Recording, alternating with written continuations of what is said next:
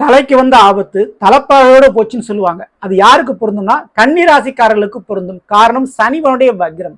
சனிவனுடைய வக்ரத்தால் பல காரியங்கள் பல பிரச்சனைகள் நீங்க தப்பிக்க போறதுக்குண்டான வழி பிறக்குது. விதியே அந்த வழியை உங்களுக்கு காட்டியும் கொடுக்குது.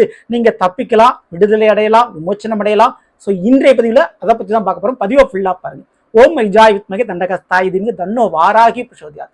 நல்லதே நடக்கும். ஓம் நம சிவாயும் எல்லாம் வல்ல ஸ்ரீ பாரகிமன் திருவடி சரணம்.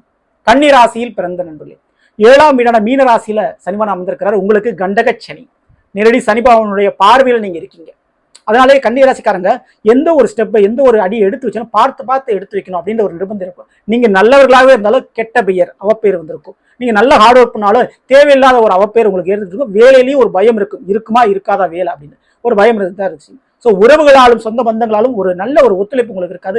அவங்களாலே ஒரு கெடுதல் அப்படின்றது நடக்கக்கூடிய வாய்ப்பு தான் ரொம்ப இருக்கு கன்னிராசிக்காரங்க. இந்த ஒரு சூழல்ல ஜூலை 27ஆம் தேதி சனிவான் வக்ரம் அடைகிறார். அப்படி வக்ரம் அடைகிறதுனால பல பிரச்சனைகளை இங்க தப்பிச்சுக்க முடியும். முதல் பிரச்சனை நான் சொல்றது, காதல் சம்பந்தப்பட்ட விவகாரம், சொத்து சம்பந்தமான பிரச்சனைகள் தப்பிக்கக்கூடிய வாய்ப்பு இருக்குது.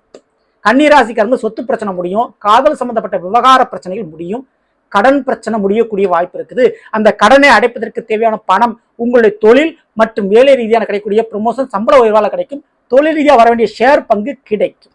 அதன் மூலம் கடன் பிரச்சனை அடைச்சிக்க முடியும். பயன்படுத்திங்க, மிஸ் பண்ணிடுறாங்க இந்த ஒரு காலகட்டத்தில். மிக முக்கியமா திருமண வாழ்க்கையில் இருக்கக்கூடிய பிரச்சனை சரியாகும்.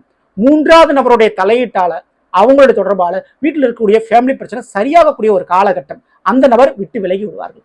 கெட்ட பழக்க வழக்கத்துக்கு அடிமையா இருக்கக்கூடிய உங்களுடைய உறவுகள் கண்டிப்பா அதுல இருந்து மீண்டு வருவாங்க, திருந்தி வருவாங்க. அதனால ஒரு நிம்மதி இருக்கும். இதுவரை பேசி பேசி புரிய வைக்க முடியாத பிரச்சனை கூட இப்போ ஆட்டோமேட்டிக்கா உங்களுக்கு புரிந்து திருந்தி உங்களை தேடி வரக்கூடிய அந்த உறவுகளால உங்க வாழ்க்கை இனிமே சந்தோஷமா மாறப்போகுது. ஓகேங்களா? திருமண வாழ்க்கை திருத்தி அமைக்கும் நிச்சயமா இந்த சனிவானுடைய வக்ர காலகட்டம். ஸோ செகண்ட் மேரேஜுக்கு ட்ரை பண்ணிட்டு இருக்கவங்களுக்கு ரொம்ப ரொம்ப சூப்பரா இருக்கும். கண்டிப்பா மறுமண வாழ்க்கை சிறப்பான முறையில் அமையும். அதே போல தொழில இழந்ததை விட்டதை நீங்க பிடிச்சிருவீங்க. சம்பள உயர்வு கண்டிப்பா உண்டு. தொழில் ரீதியாகவும் நல்ல லாபங்கள் உண்டு. ஓகேங்களா? மிக முக்கியமா அந்த கன்னிராசிக்காரங்களுக்கு உடல் ஆரோக்கியம் இருக்கும். மரண பயம், உடல் பயத்தை நினைச்சு நீங்க கவலைப்பட வேண்டிய அவசியம் கிடையாது. மிக முக்கியமா தெளிவு கிடைக்கும். உங்க மேல சுமத்துற வீண் பழி, அவற்றில் கூடுதல் வேலை பழு, பிரஷர், அந்த ஸ்ட்ரெஸ்ன்றது இனிமே இருக்காது. கவலைப்படாம நீங்க ஃப்ரீயா இருக்கலாம். கிட்டத்தட்ட 138 நாட்கள் அந்த பலன் இருக்குது. சரிங்களா? வாய்ப்பை பயன்படுத்திங்க. மிக முக்கியமா இந்த ஒரு நேர காலகட்டத்துல கோயிலில் இருக்கக்கூடிய, குளத்தில் இருக்கக்கூடிய மீன்களுக்கு பொறி வாங்கி போடுங்க. உங்க வீட்டில் இருக்கக்கூடிய வயதானவர்களிடம் அமாவாசை மற்றும் சனிக்கிழமை என்று காலில் விழுந்து ஆசீர்வாதம், அவங்களுடைய பிளெஸிங்ஸ் வாங்க. இதெல்லாம் பெரிய அளவு ஒரு நன்மையாக உங்களுக்கு மாறும். தவறாம இந்த வழிபாடுகளை பண்ணிக்கோங்க. இந்த பதிவு பிடிச்சிருந்த லைக் பண்ணுங்க மற்றும் ஷேர் பண்ணுங்க. இது போல ஒவ்வொரு ராசிக்கு நாள் பலங்க தெரிஞ்சுக்கணும்னு வச்சீங்கன்னா மறக்காம சேனலை ஃபாலோ பண்ணி வச்சுக்கோங்க. அடுத்த பதிவு சந்திப்போம். நன்றி, வணக்கம்.